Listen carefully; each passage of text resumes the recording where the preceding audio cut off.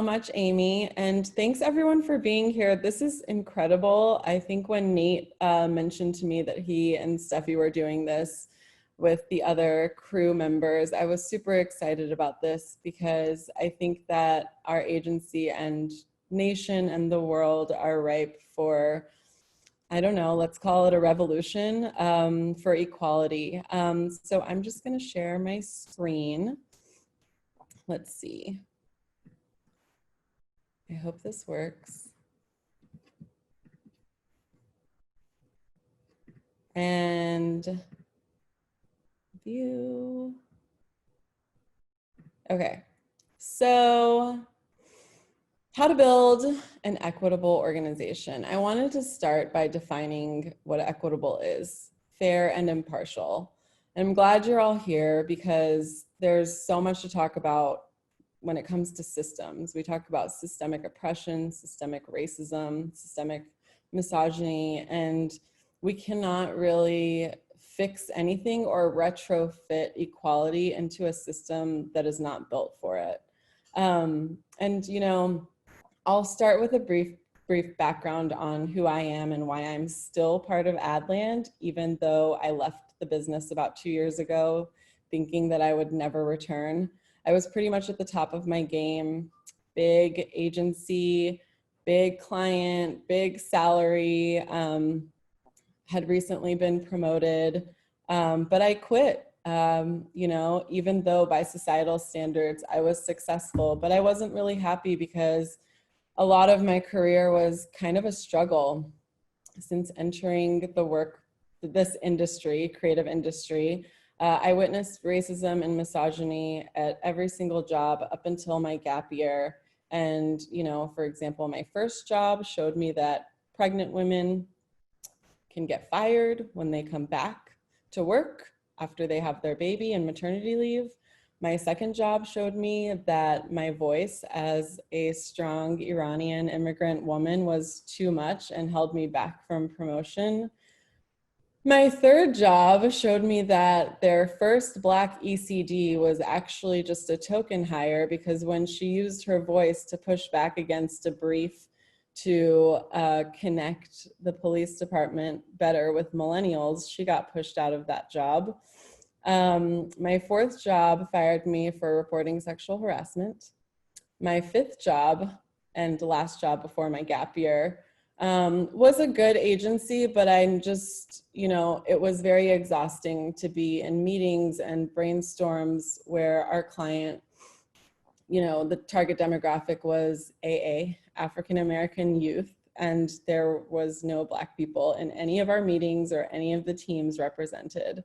And it's just, I left pretty exhausted because even though I tried my hardest to use my voice and my position of power, specifically at that company, I was just burned out. So I quit. I promised myself that I would never come back, but I broke that promise because last year in August, I started working at We Are Rosie, which honestly, you know, it's not really like a traditional agency experience at all. It's a startup, it's bootstrapped, it's women run, and we're all working remotely, you know, from day one. Our office is a Slack channel. I was just really excited by what Stephanie at We Are Rosie was building, you know, the whole promise of putting more marginalized talent to work on a freelance basis, because if you really think about it, also freelancing is very word of mouth, and if like the creative teams are white, they're going to use word of mouth within their own networks, and that is inherently not good, and does not really like foster a lot of diversity in freelancing.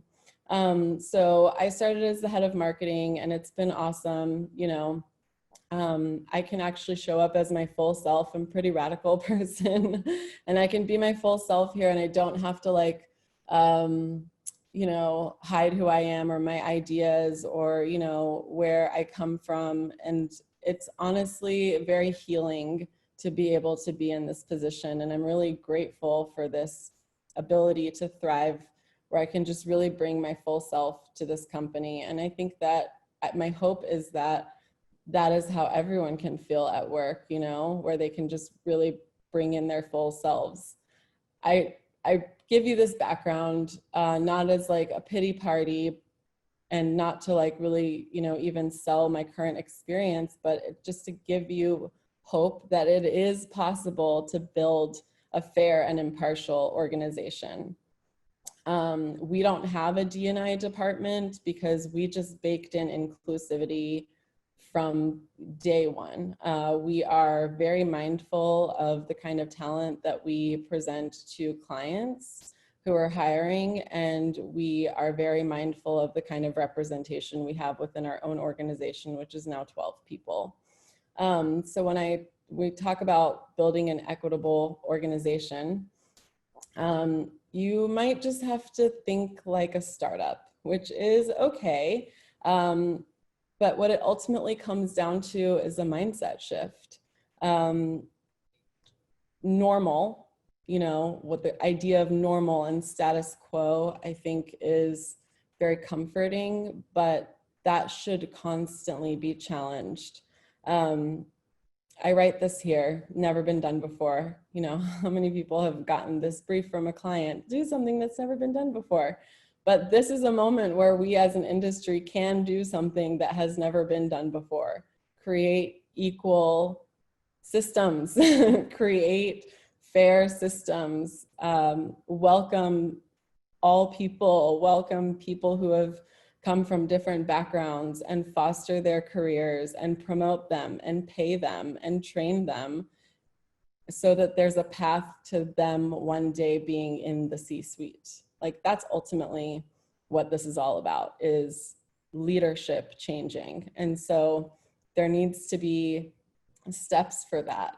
When I joined We Are Rosie, like I said, I'm a little radical. When I joined We Are Rosie, I was like, can we just like eradicate D&I departments? Because if you just hire and promote Black people, brown people, trans people to the top, then like their mindsets, their worldview will trickle down into the organization, and there won't, you know, there will be more representation of society and culture. Well, we really need that, but I might just be too idealistic and radical.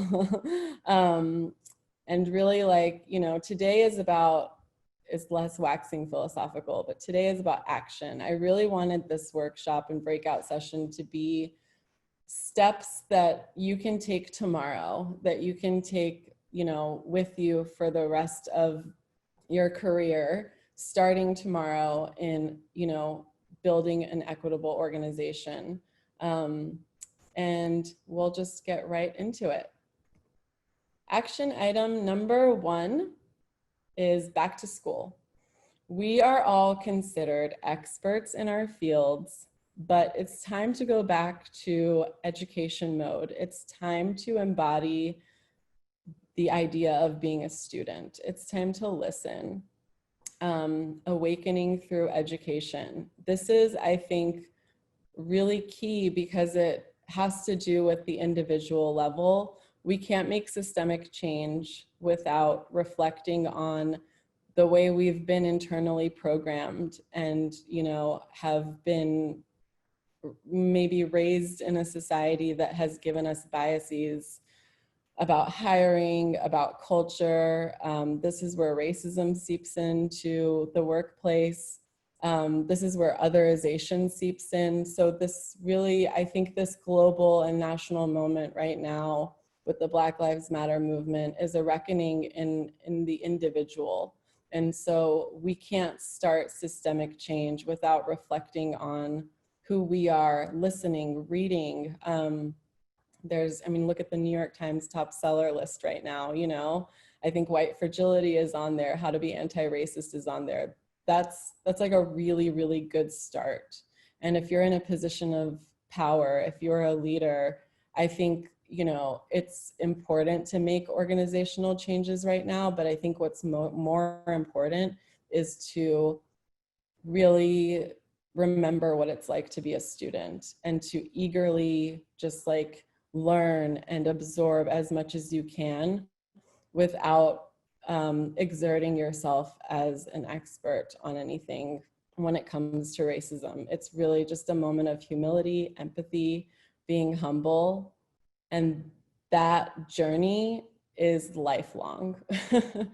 That journey lasts forever, and I think it's really powerful to honor the things that we don't know, and to say that we don't know, and that's okay. We don't have to know everything. That's why we learn. And through that learning, we just raise our consciousness and our awareness to become better people so that we can become better managers and leaders, and create more space for more mindsets. So if we go forward to action number 2, this is really near and dear to me because I work at We Are Rosie, and we connect talent that is freelance to all kinds of organizations, big brands, agencies. And honestly, what we see every day is like, we get to see why talent has chosen to go freelance. And it's not always because they want to hustle. It's because the 9-to-5 office work environment was literally not a safe space for them. And so, I mean, like my background speaks to that. I left, you know? And so this calls for a remix, a reboot of hiring, re-examining the qualifications of hiring a candidate.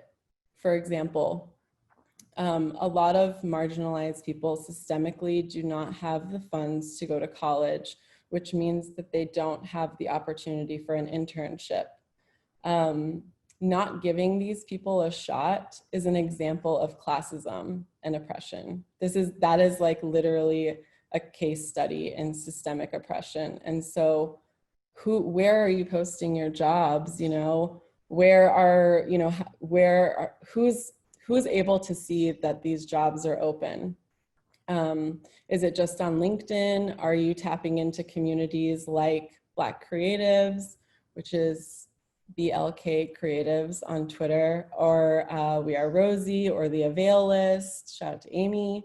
How are we combating being gatekeepers? You know, how do we invite people in that might not have traditional experiences, but might bring a lot of talent and can be trained and molded into being really like the leaders of our future? So I think gatekeeping is like a really big part of hiring, and you know, the way in which we perceive someone's experience or resume really does, you know, when we talk about challenging normal and status quo, I think that's really critical for action item number 2.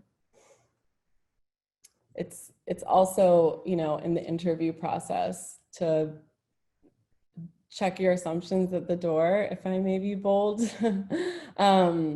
There's a lot of diamonds in the rough, you know, and you have to start somewhere. So if somebody doesn't have the perfect experience that you're looking for because they weren't privileged, I think if you see that potential, if you see what they're doing in their side hustles or what they're passionate about, I think all of that can be really valuable to our industry. We're an industry that reflects culture and society. And so I think it's really critical to open up our doors to people that have non-traditional experiences. And so that leads me to action item number 3. This is, I know some of us, you know, I've definitely been tokenized at jobs, and it's like annoying, and it's not the worst thing that can happen to you, but at a systemic level, when we talk about hire Black people and hire brown people and hire queer people, it's not to check a box. So that's where tokenization comes in. I think it's really important to hire, nurture, and promote Black talent.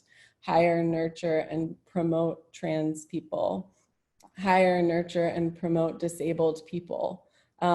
Just having a box that you have to check is just not enough, because oftentimes, you know, that person will be devalued, or they will face the unfair responsibility of speaking for their whole demographic in a large, dominantly white organization. And so like that still isn't pushing, you know, it's not pushing the needle at all.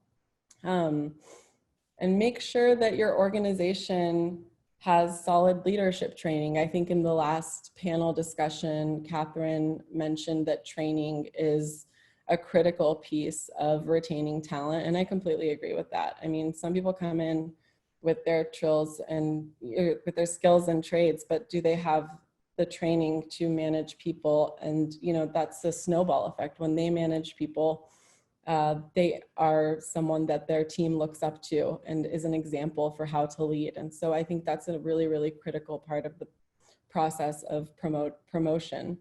Pay this talent, pay them well.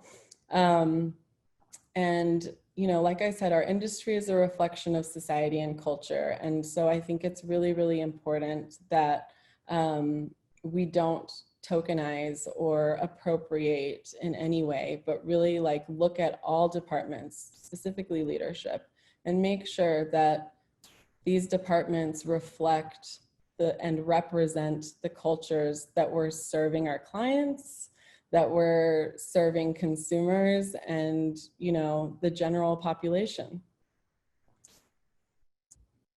So action item number 4 is give D&I power, set benchmarks. They talked about it in the last panel as well.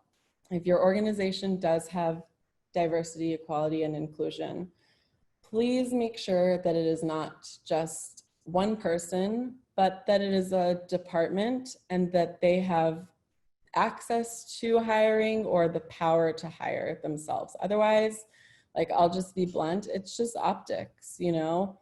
I think diversity and inclusion is about fostering a sense of not only belonging, but actually holding teams accountable for who they're hiring and the representation on each team at an organization. To be inclusive is really, should be baked into the ethos of the company, and the ethos of the company is reflected of who is in leadership positions. And I think D&I should definitely have as much power in the leadership roles as possible across each organization. The D&I departments, you know, it is my opinion and my suggestion that they're inclusive of Black people, people of color, and marginalized people, but not to assume that that talent coming into your organization is necessarily going to want to be in those roles. So include white people, please.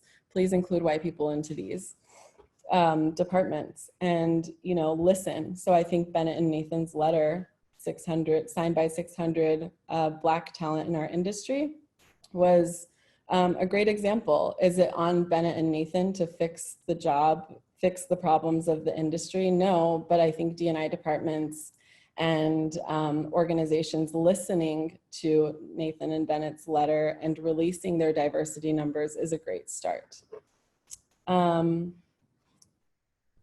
And we will move on to action number 5.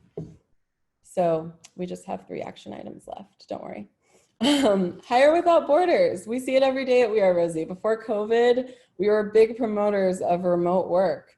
COVID taught us that remote work is valid work. You really don't need to hire within your city limits so someone can show up to the office. There's many reasons that people opt for working from home or remote work. They might be caretaking for a loved one. Like I said earlier, they might just not feel safe in an office environment, but that also means that by hiring remote, your talent pool of candidates is just like increases 100-fold. So if you're based in New York or LA, like there's so much amazing talent. I just moved to Arizona. There's so much amazing talent across the country that you can tap into. And, you know, thinking beyond your walls just gives you so much richer talent options. In 2019, 90% of the consultants that we placed at organizations worked remote on jobs. And in the beginning, this was pre-COVID, in the beginning, I think organizations were like, you know, our clients were like, oh, I don't know about remote work. I don't know about remote collaboration. But if this summit is not a testament to creative collaboration, I don't know what is. You know, Nate and Steffi are in Germany. Some of us are in New York. I'm in Arizona. It can happen. And it's just about trust. So definitely hire without borders. And it's one of our mottos at We Are Rosie. And I really believe this: remote work is a form of inclusion. We got to talk about company culture. So I feel really strongly about this. I've never really resonated with company culture that is like about, you know, fun stuff at the office and ping pong tables. I think company culture sets the tone of how welcome someone will feel at your company. You're hosting them, you know, are they, you know, like, is it, you know, in the beginning they're your guests, but they become part of your family. And what kind of family culture do you want to foster? It should be about honoring people's full selves so that they feel like liberated to thrive at your organization. They feel liberated to report microaggressions without being reprimanded. And I would want to call out that a lot of times when you do report microaggressions or discrimination, the person reporting it runs a higher risk of being reprimanded than the person who did the thing. And so I just like, we can sit with that for a second. That is shocking, but it's super normal. And it really goes back to how we need to reevaluate what normal is. Like, is your HR department prepped to handle microaggressions? How do you make sure that they don't happen? Oftentimes they're like, oh, we were just joking. And it's like, that's not a joke, you know? And so I think that that's like really, really important. The company culture is really a reflective of the values of the company. So we've made it to the end of how to build an equitable organization. This is about, it was discussed in the last panel, getting comfortable with discomfort. Mistakes are okay. Not knowing is okay. Understanding that you don't know everything is really a test of your empathy over your ego. And I think if your ego takes over, you will get, you'll feel defeated and you'll want to give up and you'll want to wrap yourself in the safety blanket of the old normal.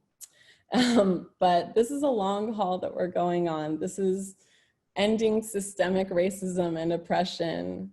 You know, it starts with all of us, all of you that are here, and this is the beginning.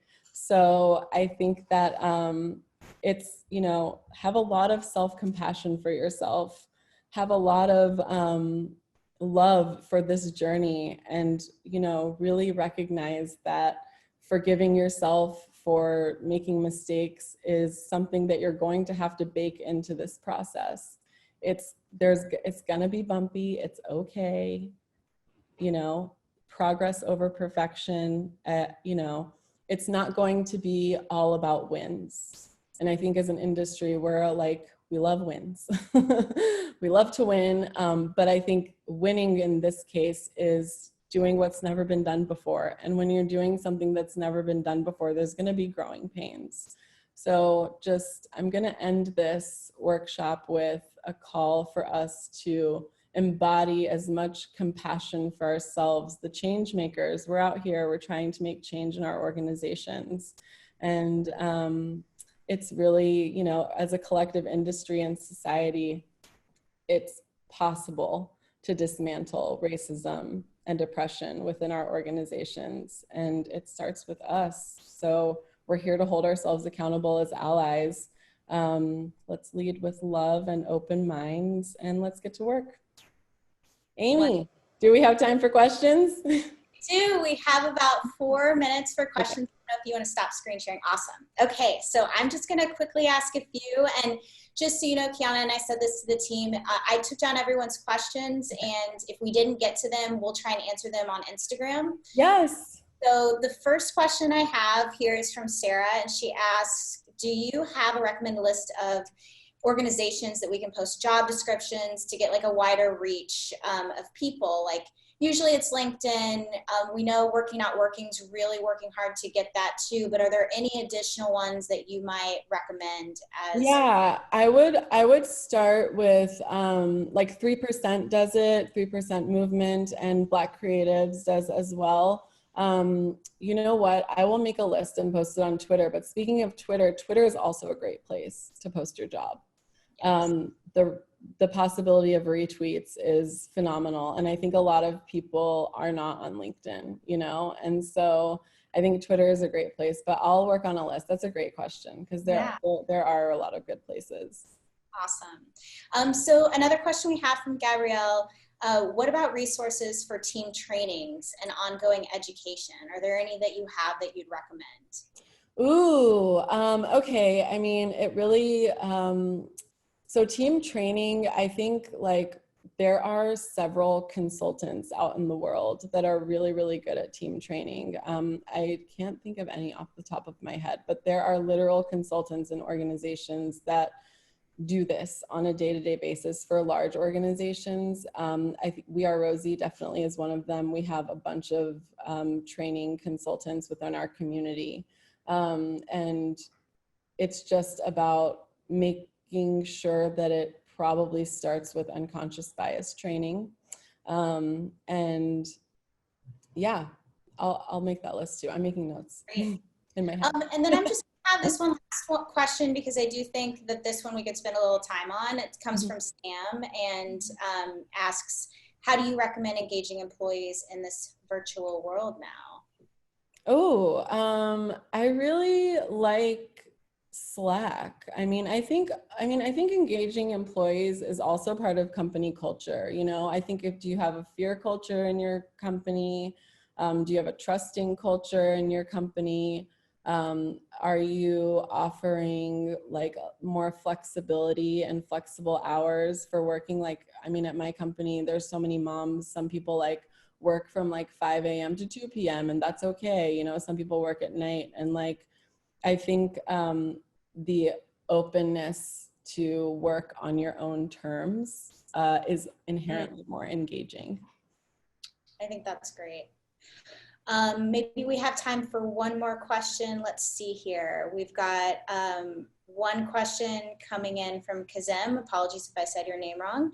What framework do you suggest for designing an anti-racist system?